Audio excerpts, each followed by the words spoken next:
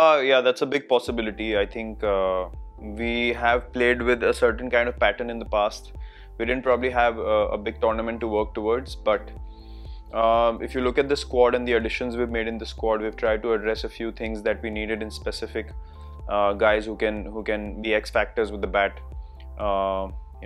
Do things which are the need of the hour in T20 cricket, and these guys have done so in the IPL on a regular basis. So yeah, we've tried to cover all those bases. Now it'll be interesting to see how they go about things in these 5 games, because these are the only games we have as a team before the World Cup, and we want to see how these guys fare out there in the middle. But yeah, I feel like the squad right now, what we have, barring Jaddu, who will come back whenever fit, is the squad that I feel is the most balanced in terms of all the options readily available for us to take on the field as and when we want.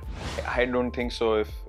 If Rohit plays, then it's quite simple. KL and Rohit have been consistently performing at the top of the order for us, and those two would start. In a situation where a Rohit takes rest or a KL has a niggle or something like that, then yeah, Shikhar obviously comes in as the third opener. But the starting composition, Rohit and Rahul will be the ones who will start. Yeah, he's shaping up really well. He's come back. He's fit. He's worked really well to get back to 100% fitness. And look, he's a smart operator with the ball. We've all seen that in the past few years, and he continues to bring that experience onto the field, which is going to be vital for us going forward. And he has a clear understanding of what he wants to do in the next few months, and he wants to contribute towards many more Indian victories in the coming months, especially. And in the World Cup, we would obviously need our most experienced T20 bowlers, and he's right up there with anyone else with the new ball through the middle overs and in the death as well.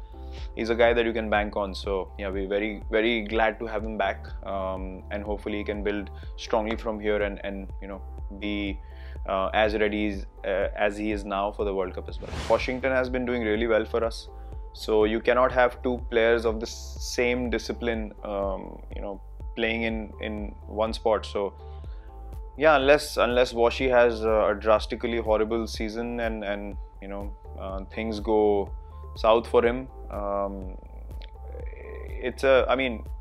the question has to be asked with some kind of logic as well.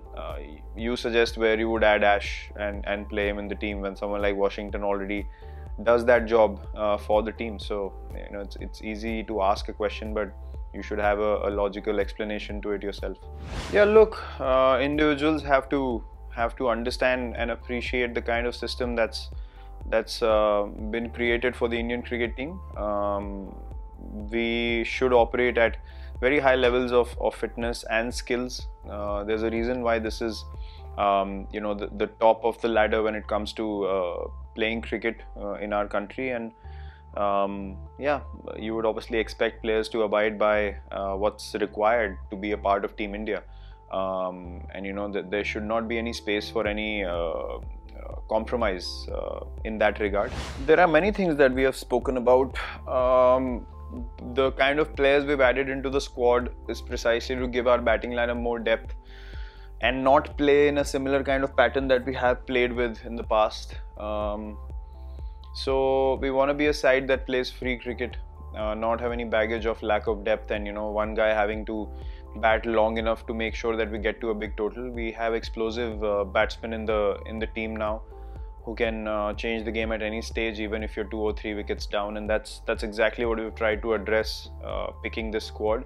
So this time around you'll see guys being a bit more free, a bit more expressive in terms of approaching the innings and playing more freely, not worried about whether we have enough batsmen to take care of things if we lose a couple of wickets early or not, which was the case before. To be honest, we didn't have enough depth in the batting to be able to play freely throughout the first 10 or 12 overs. But I see us being much more positive and free from this series onwards.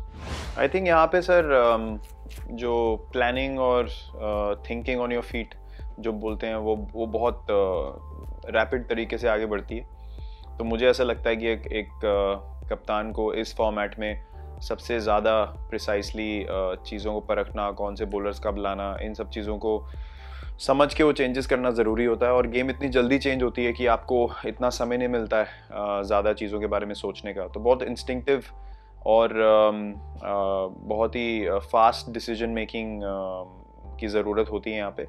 और मुझे ऐसा लगता है कि T20 cricket में जितनी strong आपकी team है उतने ही स्ट्रॉन्ग आपके plans on the field execute होते हैं, बिकॉज जितना कम समय होता है गेम में आपकी टीम की स्ट्रेंथ सबसे ज़्यादा निखर के बाहर आती है, बिकॉज कम टाइम होता है। तो अगर आपका प्लेइंग 11 इतना स्ट्रॉन्ग है कि वो किसी भी सिचुएशन को काउंटर कर पा रहे हैं तो आप अपने प्लान सक्सेसफुली एग्जीक्यूट कर सकते हैं। बाकी गेम्स में क्या है कि टाइम होता है, आप पेशेंस से सिचुएशन से बाहर निकल सकते हैं, बट यहाँ पे स्किल और बिलीफ और पॉजिटिविटी हर मोमेंट में दिखाना ज़रूरी होता है। तो वही एक रीज़न है कि हमें ऑलमोस्ट 70% का हमारा सक्सेस रेट रहा है T20 क्रिकेट में भी। बट लास्ट 2 वर्ल्ड कप अगर आप देखें तो हम लोग एक बार फाइनल्स और एक बार सेमीफाइनल में रुक गए। तो हमारी कोशिश ये रहेगी कि हम बड़े टूर्नामेंट्स में लास्ट फाइनल हडल भी पार कर पाएँ, और हमारा यही एंडेवर रहेगा अब से T20 वर्ल्ड कप तक।